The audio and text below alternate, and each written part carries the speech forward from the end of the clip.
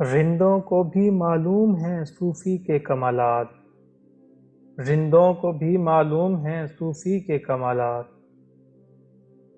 ہر چند کے مشہور نہیں ان کے کرامات۔ رندوں کو بھی صوفیوں کے کمالات کا علم ہے، اگرچہ ان کی کرامات شہرت حاصل نہیں کر سکیں۔ یعنی صوفی وہ ہے جس کا عمل دوسروں کو متاثر کرے، نہ کہ اس کی کرامات، کیونکہ صوفی کو شہرت کی ضرورت نہیں ہوتی۔ صحیح صوفی کو تصوف سے بیگانے لوگ بھی احترام کی نظر سے دیکھتے ہیں۔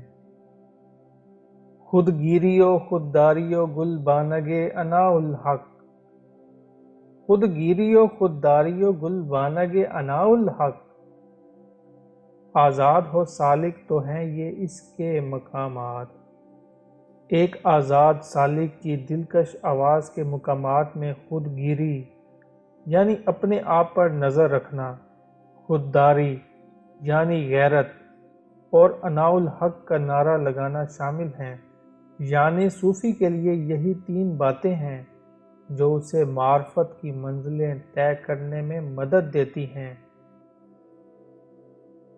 محکوم ہو سالک تو یہی اس کا ہمہ اوست، محکوم ہو سالک تو یہی اس کا ہمہ اوست، خود مردہ و خود مرکد و خود مرگ مفع جات۔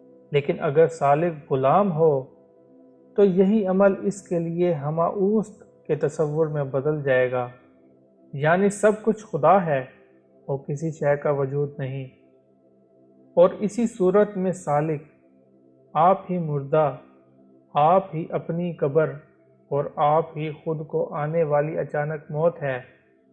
یعنی ہمہ اوست جیسے تصور میں ڈوب کر اپنی موت آپ مر جاتا ہے، کیونکہ وہ بے عمل ہو جاتا ہے، اور یہ بے عملی غلامی کا کسی قوم کو پہلا تحفہ ہوتی ہے اور حاکمیت اور ملوکیت کی حکمرانی کی دعوت دیتی ہے۔